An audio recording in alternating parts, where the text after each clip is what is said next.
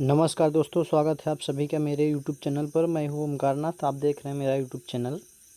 आज हम current affair के इम्पॉर्टेंट क्वेश्चन लेकर आए हैं जो कि इम्पॉर्टेंट होने वाला है। यदि चैनल पे नए हैं तो चैनल को लाइक, शेयर एंड सब्सक्राइब ज़रूर करें। तो चलिए स्टार्ट करते हैं। किस राज्य सरकार ने खतरनाक निपाह वायरस से 2 लोगों की मौत हो गई और इसके बाद अलर्ट जारी हुआ? किस देश में आयोजित युद्धाभ्यास ब्राइट स्टार 23 में इंडियन एयरफोर्स, आर्मी और नेवी ने हिस्सा लिया है? एयरफोर्स चीफ ने स्पेन में Airbus defence and space company का कौन सा ट्रांसपोर्ट विमान सितंबर 2023 में रिसीव किया?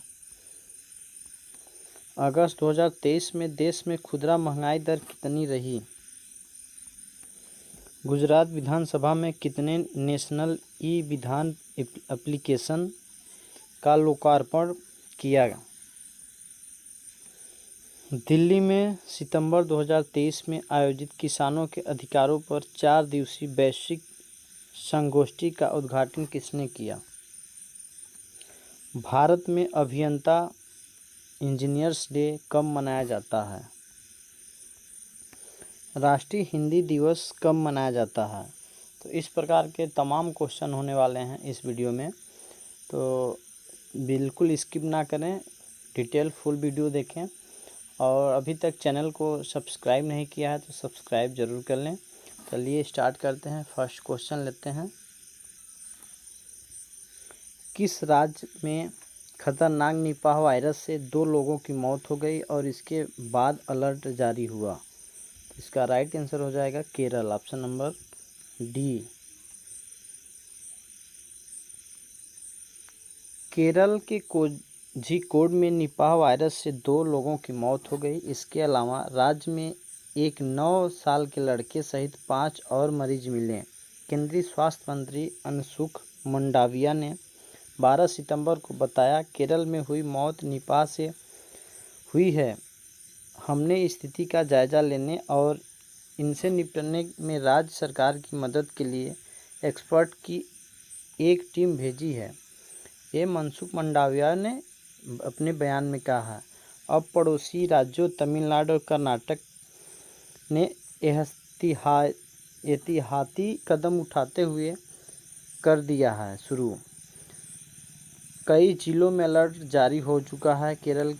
केरल के कोझिकोड, कुन्नूर, वायनाड और मलप्पुरम में अलर्ट जारी किया गया है। कोझिकोड की 7 ग्राम पंचायतों को कंटेनमेंट जोन में बनाया है।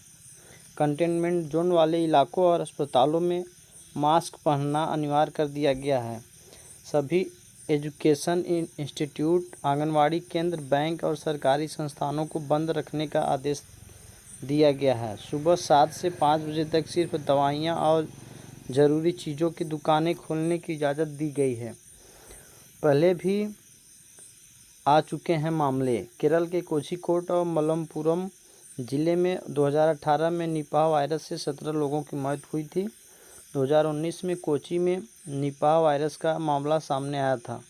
2021 में कोझिकोड में निपाह वायरस का एक केस भी मिला था। निपाह वायरस संक्रमण क्या है और कैसे फैलता है?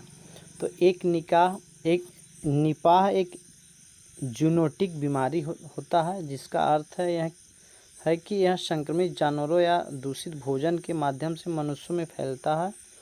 WHO का कहना है कि यह किसी संक्रमित व्यक्ति के निकट संपर्क के माध्यम से सीधे एक व्यक्ति के दूसरे व्यक्ति में फैल सकता है। निपाह वायरस चमगादड़ और सूअर जैसे जानवरों से इंसानों में फैल सकता है। इस बीमारियों को मरने वालों की दर बहुत ज़्यादा है। अब तक इसका कोई ट्रीटमेंट या टीका इंजेक्शन उपलब्ध नहीं है। 25 साल पहले मलेरिया में मिला था निपाह।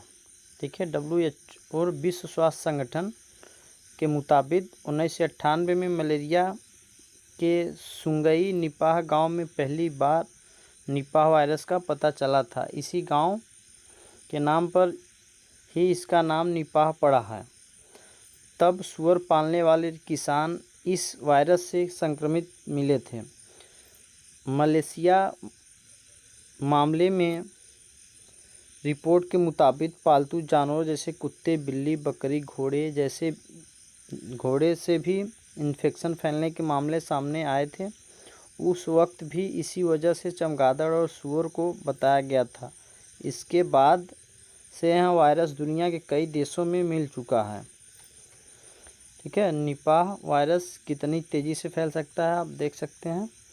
एक कुत्ता, भेड़, बकरी किसी जानवरों से माध्यम से, सूअर, चमगादड़ के माध्यम से मनुष्यों के अंदर फैल सकता है। ठीक है, आप स्क्रीन पे चमगादड़ देख रहे हैं, बिल्ली, मनुष्य। निपाह वायरस कोरोना की तुलना में कहीं अधिक धीरे धीरे फैलने के लिए जाना जाता है। निपाह वायरस बहुत संक्रमित नहीं है और मानव से मानव संक्रमण बहुत आसान नहीं है। हालांकि इसकी मार करने की क्षमता ही सबसे बड़ी चिंता का विषय है। निपाह वायरस जो है ज़्यादा फैलने वाली चीज़ें नहीं है, ज़्यादा नहीं मारता है, लेकिन अभी कम ही केसेस सामने आया है मामला। लेकिन इसके कंट्रोल करने के लिए इसका अभी तक कोई टीका का खोज नहीं हुआ है। 2021 में बंगाल के सिलीगुड़ी में पहले प्रकोप के दौरान संक्रमित होने की पुष्टि करने वाले 66 लोगों में से 45 की मृत्यु हो गई थी, यानी मृत्यु दर 68% है। निपाह वायरस के लक्षण क्या क्या हैं तो इसको देखते हैं। निपाह वायरस WHO के अनुसार निपाह वायरस में संक्रमित होने वाले मरीजों में वायरल फीवर होने के साथ सिर दर्द, उल्टी जैसा लगना, गले में खराश, सांस लेने में तकलीफ और चक्कर आने जैसे लक्षण दिखते हैं। कोरोना जैसा इसमें लक्षण रहता है। अगर ये लक्षण 1 से 2 हफ्ते तक रहते हैं तो डॉक्टर से संपर्क करना चाहिए। केरल की बात करें तो केरल के CM है P. विजयन।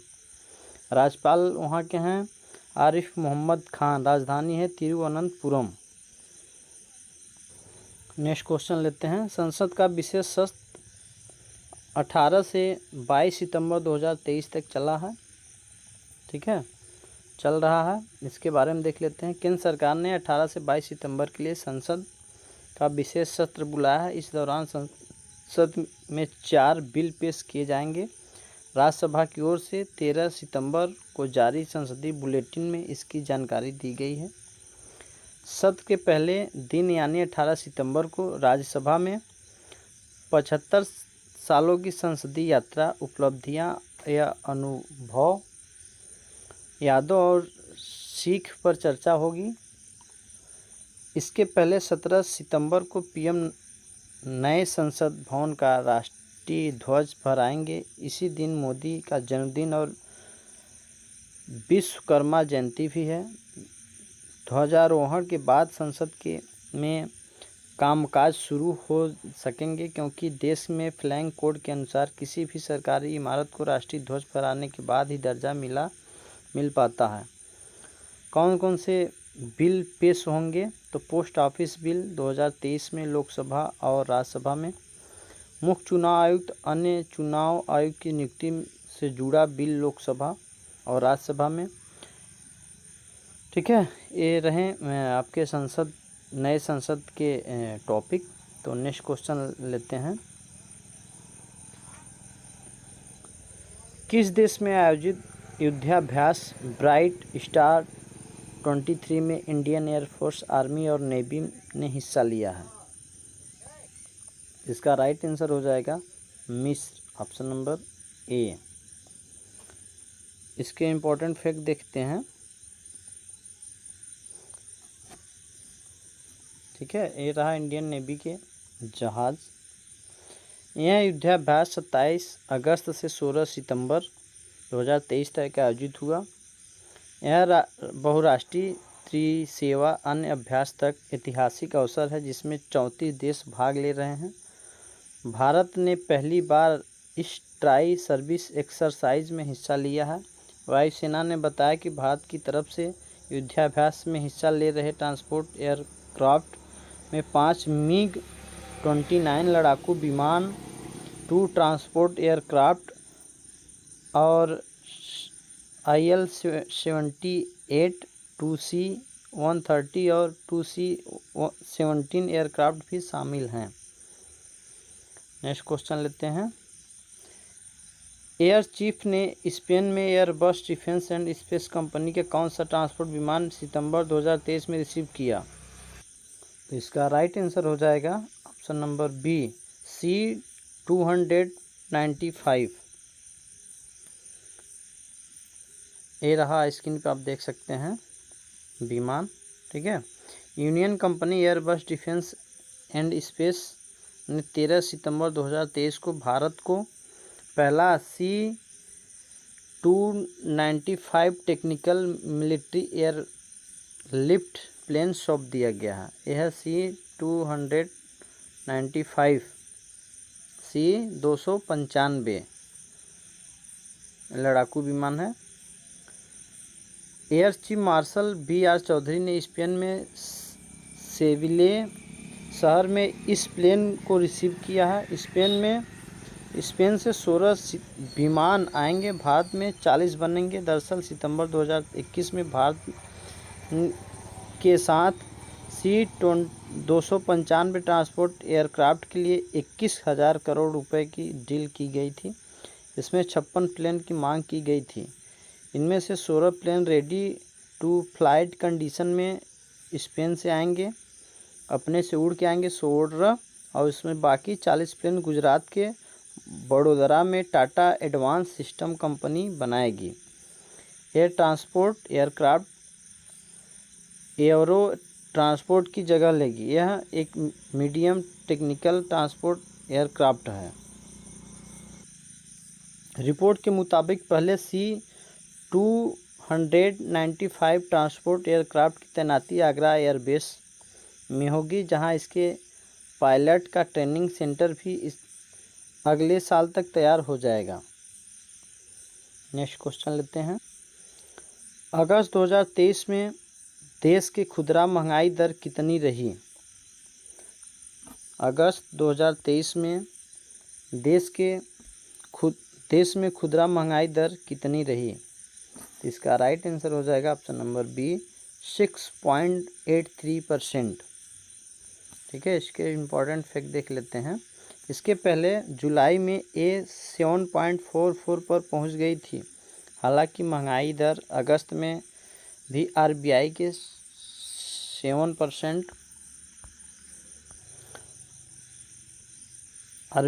6% के ऊपरी टॉलरेंस लिमिट के पार ही है। कैसे तय होता है खुदरा महंगाई दर? तो यह कंज्यूमर प्राइम इंडेक्स CPI से तय होता है।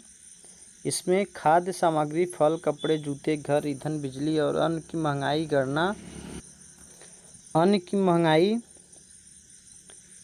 की गणना की जाती है। एक ग्राहक के तौर पर आप और हम रिटेल मार्केट से सामान खरीदते हैं। इससे जुड़ी कीमतों में हुई बदलाव को दिखाने का काम कंज्यूमर प्राइम इंडेक्स यानी CPI करता है। हम सामान और सर्विस के लिए जो औसत मूल्य चुकाते हैं, CPI उसी को मापता है। खुदरा महंगाई दर की रिपोर्ट कौन जारी करता है? तो NSO, नेशनल स्टैटिस्टिकल ऑफिस। यह ministry of statistics and programme implementation सांख्यिकी और कार्यक्रम क्रियान्वयन मंत्रालय के अंतर्गत आता है। RBI कैसे कंट्रोल करती है महंगाई? तो महंगाई कम करने के लिए बाजार में पैसों के बहाव, लिक्विडिटी को कम किया जाता है। इसके लिए reserve bank of India RBI repo rate बढ़ाता है। हालांकि RBI ने अप्रैल, जून और जुलाई में रेपो रेट में इजाफा न करने का फैसला किया था। इसके पहले RBI ने रेपो रेट में लगातार 6 बार इजाफा किया। RBI ने महंगाई के अनुसार इसमें भी कटौती की थी। Next question. गुजरात विधानसभा में कितने नेशनल ई-विधान एप्लीकेशन का लोकार्पण किया है? तो किया है राष्ट्रपति द्रौपदी मुर्मू ने। Option number A is right है। ठीक है, ये रहा, आप स्क्रीन पे देख रहे हैं राष्ट्रपति द्रौपदी मुर्मू। भारत की हैं। ठीक है। राष्ट्रपति द्रौपदी मुर्मू ने 13 सितंबर 2023 को गुजरात विधानसभा में राष्ट्रीय ई विधान एप्लीकेशन सेवा का लोकार्पण किया है। पेपरलेस हो जाएगी विधानसभा की कार्यवाही। ई विधान एप्लीकेशन के लोकार्पण के बाद सदन की कार्यवाही पूरी तरह से पेपरलेस हो जाएगी। इसके लिए सदन की सभी सीटों पर टैबलेट भी लगाए जाएंगे। सदन में अब विधायक कागज पेन नहीं बल्कि टैबलेट से सवाल जवाब कर अपने क्षेत्र मुद्दों को उठाएंगे। टैबलेट में सभी जगह का पूरा ब्यौरा दर्ज होगा। इसके लागू होने के साथ ही सदन पूरी तरह से ऑनलाइन हो जाएगा। गुजरात की बात करें तो सीएम हैं भूपेंद्र पटेल। विधानसभा अध्यक्ष हैं शंकर चौधरी। नेक्स्ट क्वेश्चन लेते हैं। दिल्ली में सितंबर 2023 में आयोजित किसानों के अधिकारों पर 4 दिवसीय वैश्विक संगोष्ठी का उद्घाटन किसने किया? तो इसका राइट आंसर हो जाएगा ऑप्शन नंबर ए, राष्ट्रपति द्रौपदी मुर्मू ने। ठीक है। दिल्ली में सितंबर 2023 में आयोजित किसानों के अधिकारों पर 4 दिवसीय वैश्विक संगोष्ठी का उद्घाटन राष्ट्रपति द्रौपदी मुर्मू ने किया है। इसके फैक्ट देख लेते हैं। केंद्रीय कृषि एवं किसान कल्याण मंत्री नरेंद्र सिंह तोमर ने समारोह की अध्यक्षता की है। नेक्स्ट क्वेश्चन लेते हैं। भारत में अभियंता दिवस कब मनाया जाता है? भारत में अभियंता दिवस कब मनाया जाता है? तो इसका राइट आंसर हो जाएगा ऑप्शन नंबर बी, 15 सितंबर को भारत में अभियंता दिवस मतलब इंजीनियर्स डे मनाया जाता है। इसके इम्पोर्टेंट फैक्ट देख लेते हैं। भारत सरकार द्वारा साल 1968 में डॉक्टर एम विश्वेश्वरैया की जन्म तिथि 15 सितंबर को अभियंता दिवस के रूप में घोषित किया गया था। विश्वेश्वरैया को वर्ष 1955 में भारत रत्न से सम्मानित किया जा चुका है। नेक्स्ट क्वेश्चन लेते हैं। राष्ट्रीय हिंदी दिवस कब मनाया जाता है? राष्ट्रीय हिंदी दिवस कब मनाया जाता है? तो इसका राइट आंसर हो जाएगा ऑप्शन नंबर बी, 14 सितंबर को राष्ट्रीय हिंदी दिवस मनाया जाता है। राष्ट्रीय हिंदी दिवस हर साल भारत में 14 सितंबर को मनाया जाता है। इसके अलावा 10 जनवरी को विश्व हिंदी दिवस के रूप में मनाया जाता है। राष्ट्रीय हिंदी दिवस 14 सितंबर को मनाया जाता है। ठीक है। राष्ट्रीय हिंदी दिवस 14 सितंबर को मनाया जाता है। इसके अलावा 10 जनवरी को विश्व हिंदी दिवस मनाया जाता है। हिंदी दिवस को 2 प्रकार से मनाया जाता है, 2 दिन मनाया जाता है। तो राष्ट्रीय हिंदी दिवस के रूप में 14 सितंबर को मनाते हैं और विश्व हिंदी दिवस के रूप में 10 जनवरी को मनाते हैं। ठीक है। राष्ट्रीय हिंदी दिवस की बात करें तो इसी दिन साल 1949 में संविधान सभा में एक मत से निर्णय लिया कि हिंदी ही भारत की राजभाषा ऑफिशियल लैंग्वेज होगी। यह हिंदी भाषी राज्यों में कम्युनिकेशन के लिए उपयोग किया जाएगा। अंग्रेजी सहयोगी आधिकारिक भाषा है और राज्यों के साथ संवाद करते समय इस्तेमाल की जाने वाली भाषा है। नेक्स्ट क्वेश्चन लेते हैं। भारत के ऐसे पहले स्पेसक्राफ्ट का नाम बताइए जिसने अंतरिक्ष में पहली सेल्फी ली। तो ये है option number A, Aditya L1। ठीक है। भारत में ऐसी पहली एयर स्पेसक्राफ्ट का नाम बताइए जिसने पहली बार अंतरिक्ष में सेल्फी ली। तो आदित्य L1 है। ठीक है। ये रहा सेल्फी फ़ोटो जो ली है आदित्य L1 ने लैग्रेंज बिंदु L1 पहुंचने के रास्ते में सूर्य और चंद्रमा की तस्वीरें खींचकर इसरो को भेजी। इसने पृथ्वी और चंद्रमा के साथ सेल्फी ली। इसरो के मुताबिक आदित्य L1 पर लगे कैमरे ने 4 सितंबर को अपने सबसे बड़े payload visible emission line coronagraph और उपकरणों की तस्वीरें भी ली हैं। आदित्य L1 में लगे कैमरे ने 4 महीने लंबी यात्रा के दूसरे दिन यह तस्वीरें ली। कब लॉन्च हुआ था आदित्य L1? तो इसे 2 सितंबर को PSLV C-57 के एक्सेल वर्जन रॉकेट से श्रीहरिकोटा के सतीश धवन स्पेस सेंटर से लॉन्च किया गया था। 4 महीने बाद 15 लाख किलोमीटर तय कर L1 पॉइंट पर पहुंचेगा। लॉरेंस बिंदु L1 क्या है? लॉरेंस पॉइंट का नाम इतालवी French mathematician Joseph Louis Lagrange के नाम पर पड़ा है। इसे आमतौर पर L1 के नाम से जाना जाता है। इसे 5 पॉइंट धरती और सूर्य के बीच है, जहां सूर्य और पृथ्वी का गुरुत्वाकर्षण बल बैलेंस हो जाता है, उसे सेंट्रीफ्यूगल फोर्स बन जाती है। ये रहा मेरा आज का वीडियो कंप्लीट हो गया है। अभी तक चैनल पे नए हैं, चैनल को लाइक शेयर सब्सक्राइब नहीं किए हैं तो बिल्कुल सब्सक्राइब ज़रूर कर लें, ताकि इस प्रकार के और वीडियो आपको मिलता रहे। तो मिलते हैं फिर नेक्स्ट वीडियो में, तब तक जय हिंद, बाय।